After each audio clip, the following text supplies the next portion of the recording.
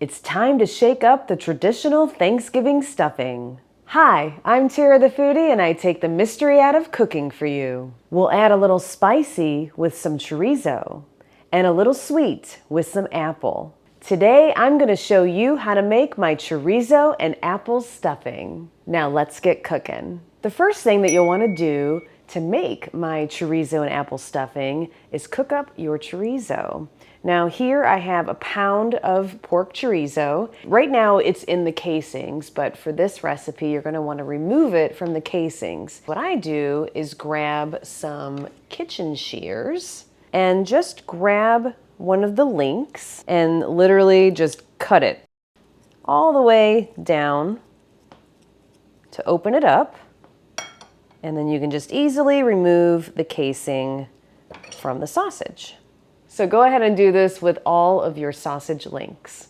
And while I'm playing with my meat, I was wondering, have you subscribed to this channel yet? I mean, because almost every recipe I do play with my meat. So why wouldn't you subscribe to that? Look, this show is fun, okay? And you really just need to tell your friends about this show, share your favorite videos, and subscribe if you haven't already, because I know not all of you are.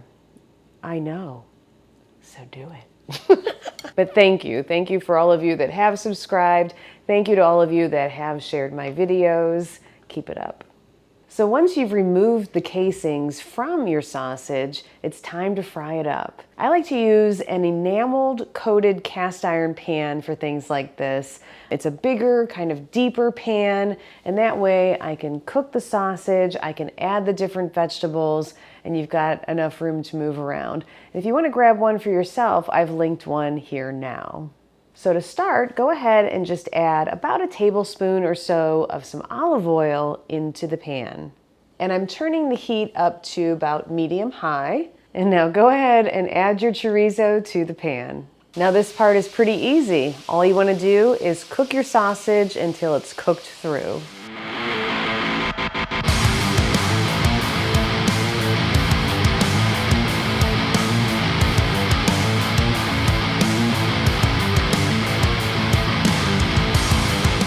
So to build your stuffing, you need a big bowl.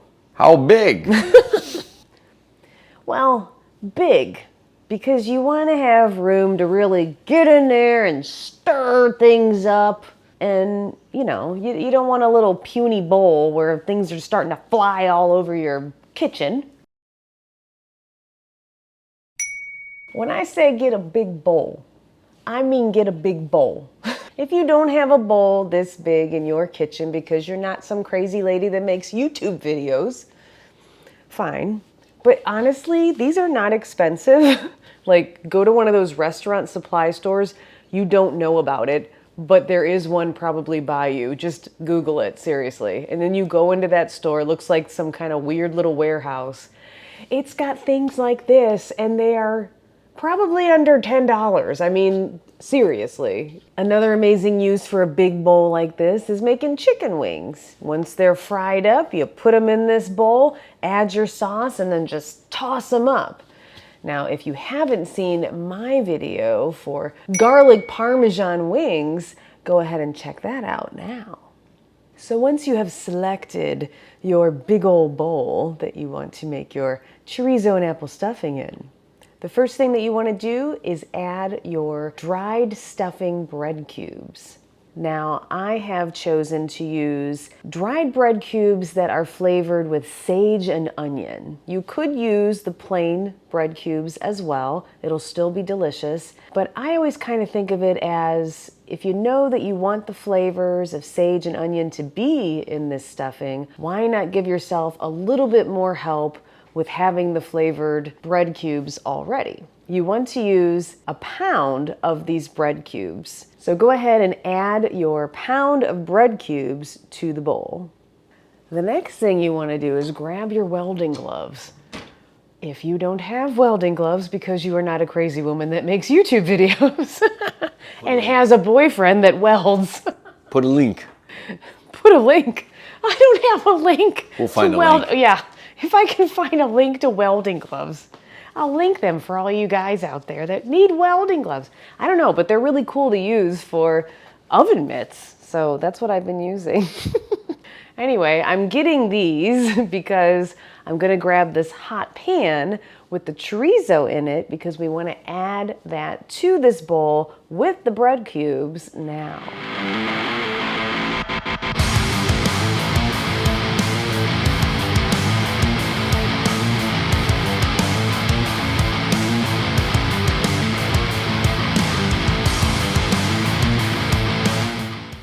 Now, this is Thanksgiving, okay? We're going to use some butter. We're going to use 2 sticks of butter. We are in America. We are using butter. So get yourself 2 sticks of butter and add them to your pan that you already cooked your chorizo sausage in, so it's already layered with some delicious flavor. And now we are about to layer on some more. Let's add the butter. You know, it may seem like a lot of butter, but we are making just a slurry of goodness, right? That doesn't sound, does that not sound appetizing? Juicy Joe just made quite a face when I said that. We're making a slurry. It's like a pirate term or something. We're gonna make a slurry. Shiver me timbers, we're making a slurry today. So melt all of that glorious unsalted butter in your pan because we will handle the seasonings. We don't need the butter to do it for us. The next thing that you want to add is your onions.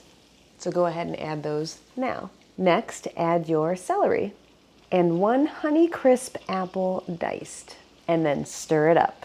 Now you want to keep your heat to about medium-high, and you're going to let these vegetables and fruit kind of just cook in this wonderful butter for about 10 minutes so that it develops a little bit of color and softens. After your vegetables and apple have cooked in the butter for about 8 to 10 minutes, it's time to add your herbs and garlic. So go ahead and add 1 teaspoon of rubbed sage, 1 teaspoon of thyme, 1 teaspoon of rosemary, and 2 big old cloves of minced garlic. And then stir it up. The smell in here, once you add the herbs and the garlic, so good. Now you can go ahead and turn your heat off, and we're gonna take this over and add it to the bowl. Oh, oh it's like huffing Thanksgiving. This is the start of our Thanksgiving series for this month, and this is really getting me excited for it now, I gotta tell you. I'm just gonna turn my hands like this, and we're gonna add this mixture to the bowl. I'm gonna get spatch, because I want all of these herbs. Why don't you tell people about spatch a little bit? Like, oh my gosh. Spatch has a history here. So, spatch, I met spatch when I met Juicy Joe and the boys, because if you've been watching me for a while, you know that Juicy Joe and I have 3 boys. I did not give birth to these 3 boys. They are my stepsons. I love them very, very much, but they are my stepsons. So when I met Juicy Joe, this was always in the kitchen, and we call him Spatch. But this was part of actually a kid's set of cookware that I think that they used when they were younger, and they would bake with either Juicy Joe or their mom. I just thought it was really cute, and it's actually a really good spatula. Someday I will get these made so that you guys can buy your own spatch, so stay tuned for that. But I just love him, and when I can use him, I love to make him a part of the videos. I'm gonna come back over here, try not to just drop this whole entire heavy-ass cast iron pan into here. But you know, I work out, I go to the gym, I can do this. You can get all of the goodness out of your pan with your spatch. The next thing that you want to do is add about half of your chicken stock. And you want to start with 2.5 cups of chicken stock. I'm going to pour half of that or so onto the bread cubes now. Now into the remaining chicken stock, I'm going to add 2 eggs and then whisk them all together. Go ahead and crack your eggs into your chicken stock.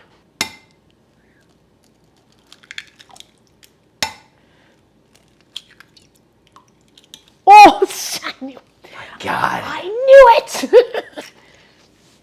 it! We have 2 seasonings left. We have a half teaspoon of pepper and a half teaspoon of salt. Let's go ahead and add these now. And then take a whisk and whisk it all together. And now add the chicken stock and egg mixture to the bowl. And then what do you think I'm gonna say at this part? Stir. Stir it up. Stir it up. Stir it up. Like I told you before, now we got this big old bowl, we can get in there. So take your spatch or whatever spoon you got and stir it up. Ooh. Oh, the smells, babe. Do you smell this? Do you see my erection? Jeez.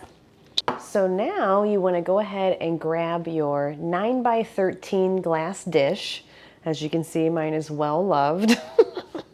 It is not perfect, but you don't get perfect on this show. You get awesome and real and pretty. So go ahead and grab a cooking spray of your choice. I always like to use one that has olive oil in it. And just spray the inside of your glass dish. Now, go ahead and get your big old bowl of stuffing and pour it into your dish. Spatch, I need you. Attempt to do it without spilling it all over the counter. I promise nothing. Oh my God, the smell is getting better. Make sure the mixture is evenly situated here in your glass dish. You're definitely not lying about the smell. Oh, it smells so good. Now we have our oven preheated to 350 degrees. You want to go ahead and cover your glass dish with the stuffing with aluminum foil.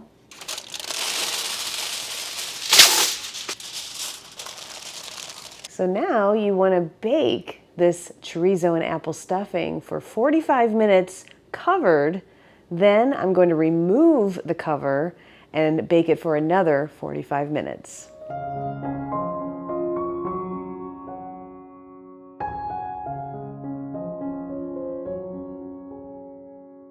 Other than subscribing to this channel, one of the most important things that you can do to help my channel grow is to share this with your friends.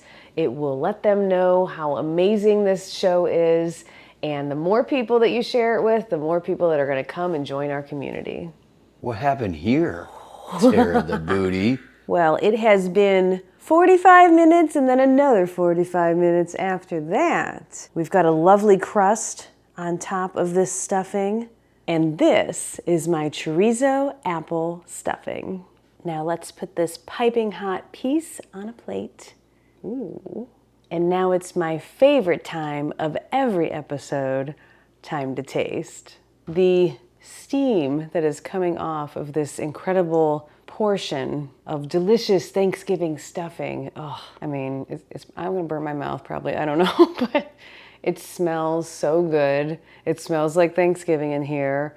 I'm so excited already for this holiday to come. It is, of course, Foodie Super Bowl. So it looks wonderful. It's got a crunchy topping, but then you can see the inside is nice and soft, and that egg really kind of fuses everything together. It keeps the moisture going. So you've got the best of both textures going right now in this, and I'm about to see what this tastes like.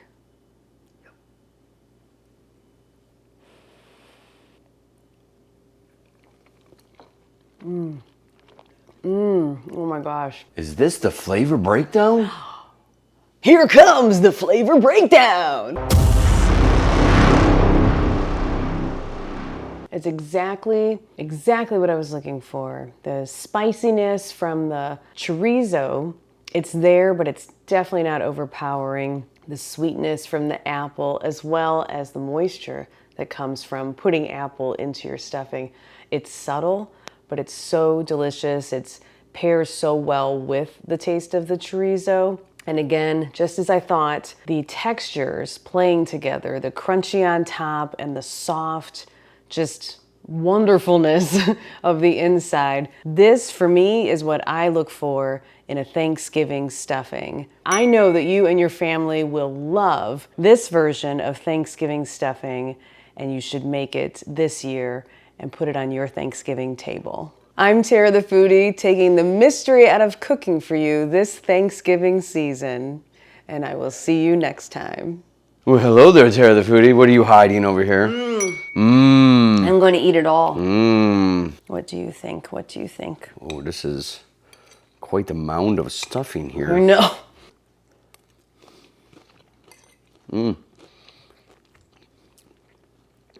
I'm not as demure as you.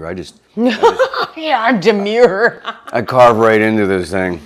And because right away, on my perspective of things, the aroma in itself is everything you want for Thanksgiving. The food, yes. The taste, yes. But you want to walk into somebody's house and instantly know what day of the year it is. Right, Roman Burger? Yes. He's off to the side waiting to taste it himself. You want your own fork? Yes. There you go. Get on it, big boy. No. Oh, already making a mess. So, Roman Burger, what do you think of Tara the Booties? Stop it. Tara the Foodies. Roman Burger, what do you think of Tara the Booties' Thanksgiving stuffing? It's good. I'll give it a 10 out of 10. Well, you heard it from the master himself. The Roman Burger. Back to eating. Back to eating. Back to devouring. You. Ooh.